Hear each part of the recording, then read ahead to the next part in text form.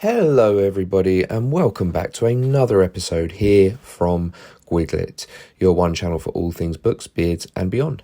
Today we are continuing our look at The Great Gatsby and I'll be analysing the novella chapter by chapter. If you haven't already, be sure to give this video a thumbs up, it's hugely appreciated. Be sure to also share it with all your friends, family and anybody interested in books, beards and beyond. And finally hit that bell icon for more updates from the channel. If you haven't already, we are also available on a number of different platforms, including Twitter, Instagram, and TikTok. Just search for the term GuigLit. Now, what can you do with today's video? Number of different things as usual. In addition, ask a question in the comments. The GuigLit guarantee is I will always respond to every single question I receive. Don't forget to take notes, pause, and reflect as you go on. Also, this is a very good revision tool, either alone or with classmates. It's very important to use together. You can also use it for mind maps to help build your understanding of the text and also use it to help list examples from the book. So this is how I'm going to break it down. Just going to give you a few key details before I begin. First of all, it's important to remember that the book has 9 chapters. However, when F. Scott Fitzgerald first wrote this book, it didn't actually contain chapters. The chapters were brought in later. They were rather known as sections. And while they are sections, it's important to break them down as they are so you can establish the characters, the themes, and a few important quotations. Now, in most chapters, I'll be providing 3 key quotes, maybe 4.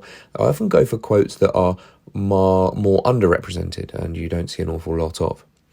Finally, the book really revolves around this notion of parties, the scenery or the kind of recurring image of parties. So I'll be making a lot of that and establishing the importance of that as we go.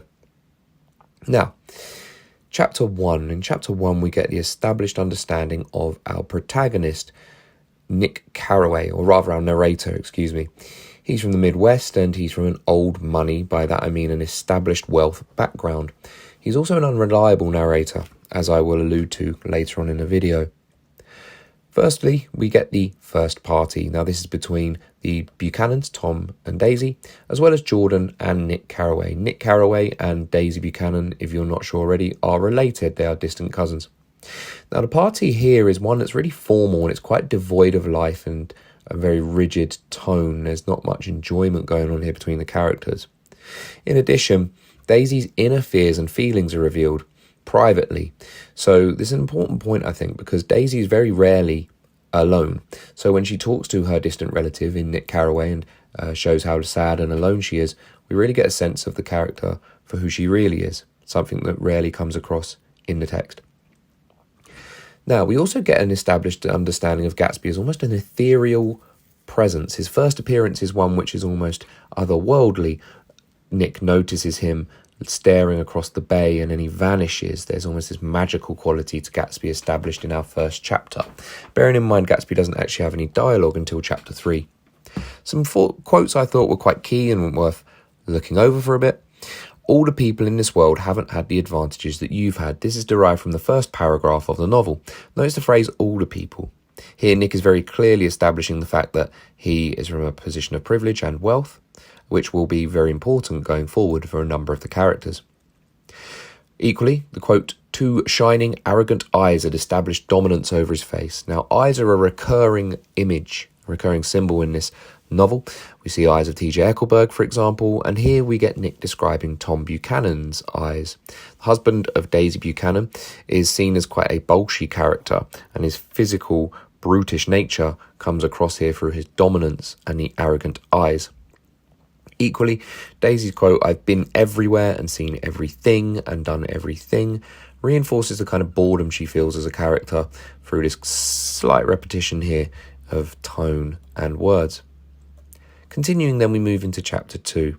And in chapter 2, we get the clash of societies. We have the very down-at-heel Valley of Ashes, the impoverished Valley of Ashes, contrasting with New York City, which is a place of escapism, particularly for Tom Buchanan and his mistress Myrtle. Tom's affair here is made very explicit. In contrast with Daisy's private fears, we get Tom very obviously not keeping his affair with Myrtle a secret in New York City, seen as a place of him being able to escape and indulge in his more carnal lusts. Also, there's the rumour of Gatsby's identity persisting. His name is mentioned and his identity is talked about in brief in the party. And there is a second party. Here, the party is between Nick, Tom, Myrtle, Catherine, and friends. Catherine is the sister of Myrtle Wilson. Here, the tone of the party is one that's rather uncomfortable. Then it turns violent, with Tom assaulting Myrtle, at the mention of Daisy Buchanan. So some key quotes I thought were important here. We get a quote here from Nick on Tom's infidelities. The fact that he had a mistress in Myrtle was insisted upon wherever he was known.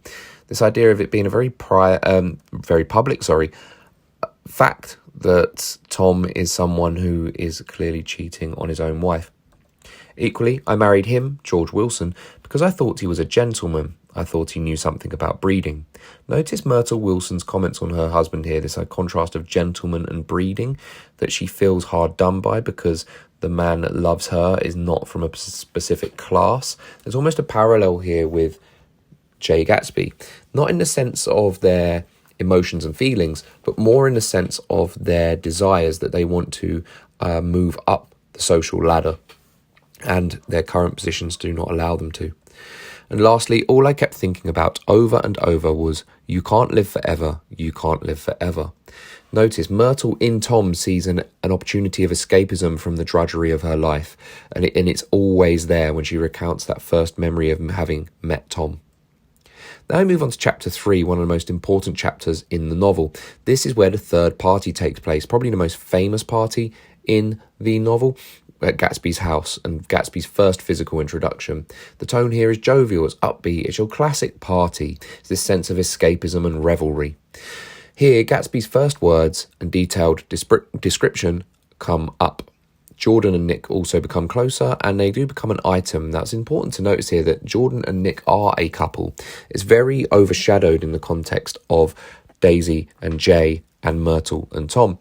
But there is that underlying third relationship there, and this is kind of where it's consolidated in brief. The party also ends with a car accident that I think is quite interesting, because while this one is seen with humour, it's kind of foreshadowing for what happens later on in the events of chapter 7. So some key quotes for you to know, some important little bits. The air is alive. Notice that Nick changes the tense when he starts to describe the party. It makes it more vibrant and more kind of energetic. The air is alive with chatter and laughter and casual innuendo and introductions forgotten. Notice the synthetic listing of "and" repeated also builds pace. So we get this frenetic energy kind of channeled through the party itself. But this phrase also is really interesting, I think, never knew each other's names. This idea that these people at the party, the attendees, they're very enthused, but they're also more self-centered in the sense that they're more happy to just be seen there. They don't actually know anyone there, which kind of alludes to the theme of kind of loneliness that takes place in the novel.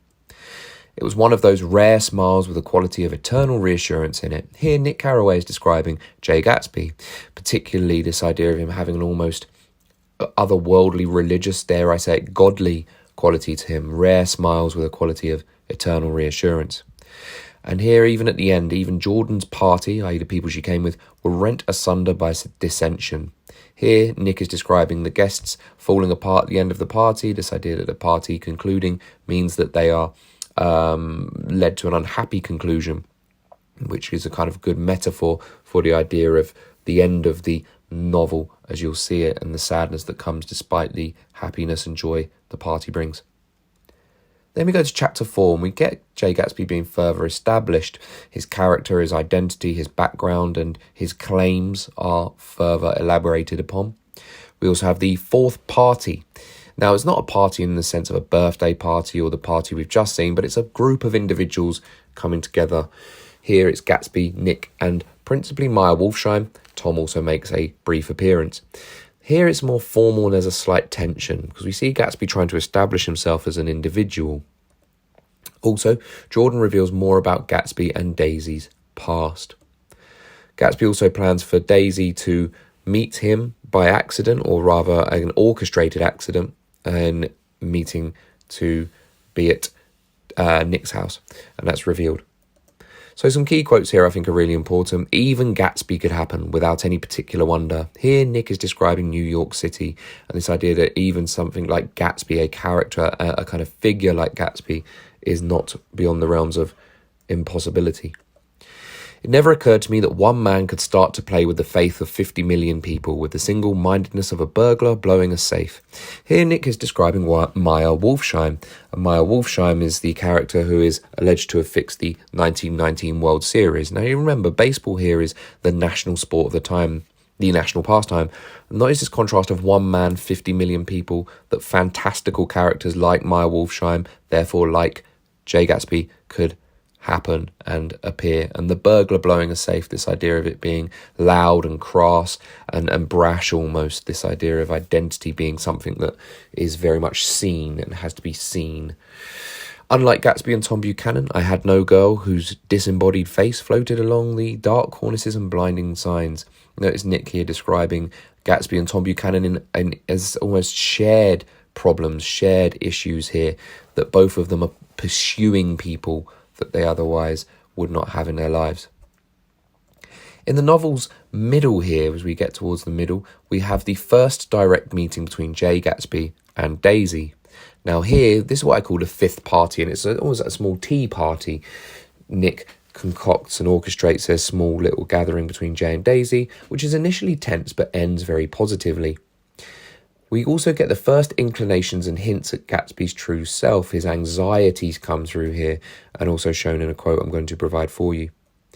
Daisy's beautiful shirts comment here, also at the end of chapter 5, I think is really important, because we get that second inkling of this kind of private anxieties and her sadness come through when she almost breaks character in front of not just one person, but two, with Jay Gatsby there in Jay Gatsby's mansion.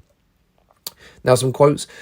Gatsby says 5 years next November. I think the exactitude, notice the way he remembers 5 years next November was the last time he saw Daisy. There's almost an obsessive quality to his love here that's important to note.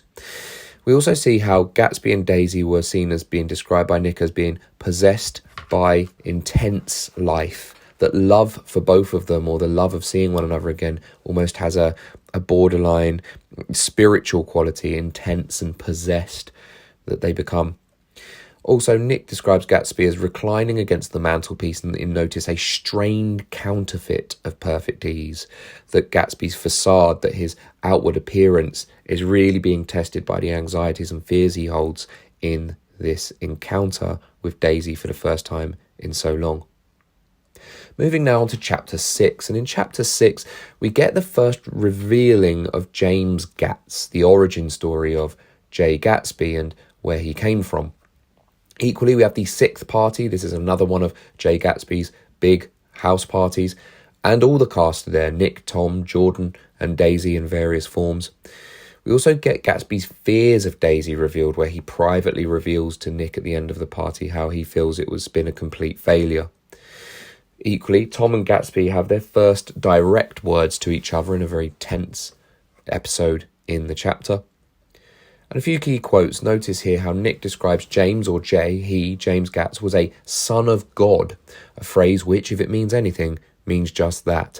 Notice the phrase there, a son of God. He means this in a literal sense, that he believes James Gatz, the earlier Jay Gatsby, is someone who believes they almost have a God complex, I think is the simplest, best way of saying it. They believe they really have a call to a kind of destiny greater than many other people.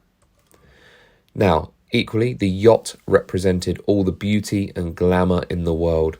Nick here is retelling Gatz finding Dan Cody. Remember, Dan Cody is the person who he learns a lot of his characteristics off of, and this idea of living a greater, more affluent life. But notice how beauty and glamour are both connected here, that love is a pursuit of material wealth for Jay Gatsby, as much as it is an intense, kind of passionate, personal love. And notice at the end, Gatsby says, I'm going to fix everything just the way it was before, she'll see. This phrase, fix everything, as if Gatsby sees love as a pursuit of a problem and a solution rather than something more innate within the heart. And also the tone of she'll see not only shows his determination, but I always think that there's almost a kind of borderline sinister element to this, that he's determined under any level to make Daisy love him, despite the obstacles between them. Now, chapter 7 is where it all really kicks off. This is what I think of as the Plaza Hotel Confrontation chapter. So the Plaza Hotel is where the big argument happens between Jay Gatsby and Tom Buchanan. This is the kind of seventh party. Each chapter up to now has a party, and all characters bar the Wilsons are there, though they make a brief appearance in the chapter itself. They're not in the hotel. Gatsby's persona is here destroyed permanently. This is the bit where he doesn't recover from, not only for the fact that he shows himself in terms of a light that frightens Daisy, but the events at the end of the chapter leading into chapter 8 also permanently ruin any chance he would have ever had of being near Daisy. It's the climax of the story in terms of the main events, so that's important to note.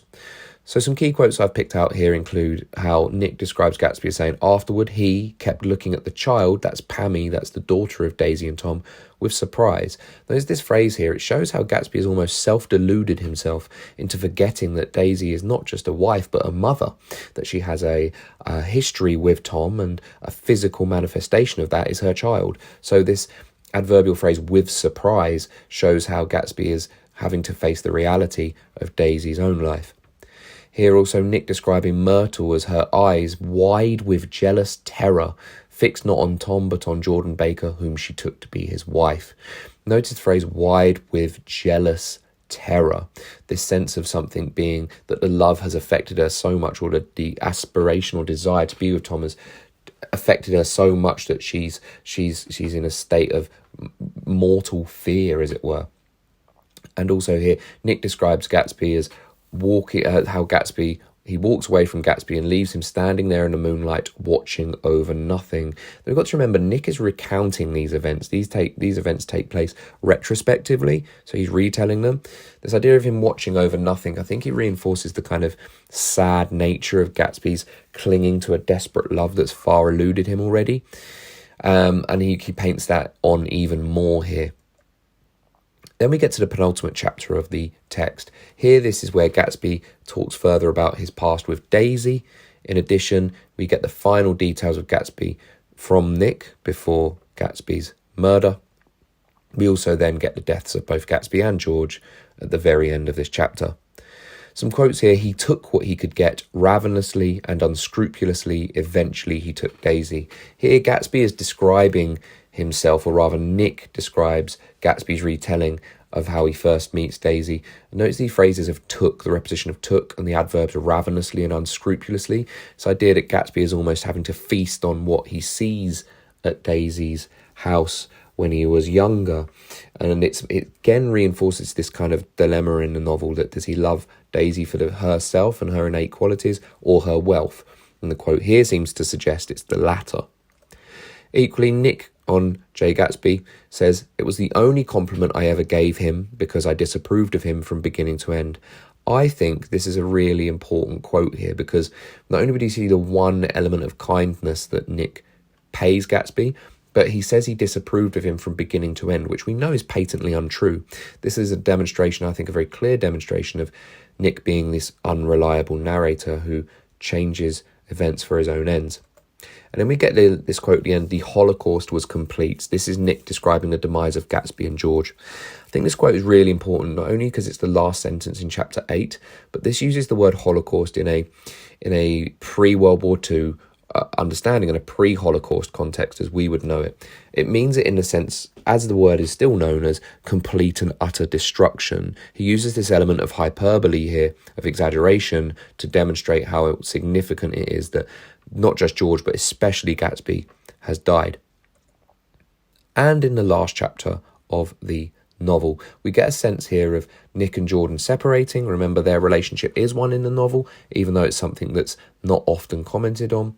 Equally, all the other characters move away from the East. The East is New York and Long Island. West Egg, East Egg is somewhere that begins to haunt Nick. And we get the final party as such, a gathering of people in the funeral. Here, however, it's much more sad. There's a great sense of misery and loneliness. There's only Nick and Mr. Gats, that's Jay Gatsby's father, in attendance. Some key quotes here in this chapter would include Nick describing Gatsby's father, how his eyes, again notice the repetition of, or rather the inclusion of the imagery of eyes, seeing nothing, move ceaselessly about the room. in Gatsby's mansion. This idea of seeing nothing, this idea that he's a character who is lost in his grief for his son, which comes about quite evidently in the chapter. Nick then describes his final passage with Jordan as angry and half in love with her and tremendously sorry. I turned away. Notice this real confliction of this idea of separation. The love that they had for each other creates a real confliction of emotions, anger, sorrow, but still this sense of love, that it's left very conflicted and awkward and uncomfortable. And lastly, towards the very end of the text, Nick describes how Gatsby did not know that it, i.e. Gatsby's dream, was already behind him. Here he leaves one of the last sentiments about Gatsby to be something that comes across as very sad and very much something that creates Gatsby in a pathetic light. Not in the insulting term, I don't mean that in that regard, I mean in the sense of we feel pathos for him. The reader can feel a sense of sympathy for Gatsby, that he was chasing a dream that was never meant to be his or realised in the first place. So that concludes my chapter by chapter analysis. I hope you enjoyed that. Please drop a comment if you have any questions. Don't forget to like, share and subscribe. Search GuigLit across all the different social media platforms. And until next time, take care, all the very best, and bye-bye.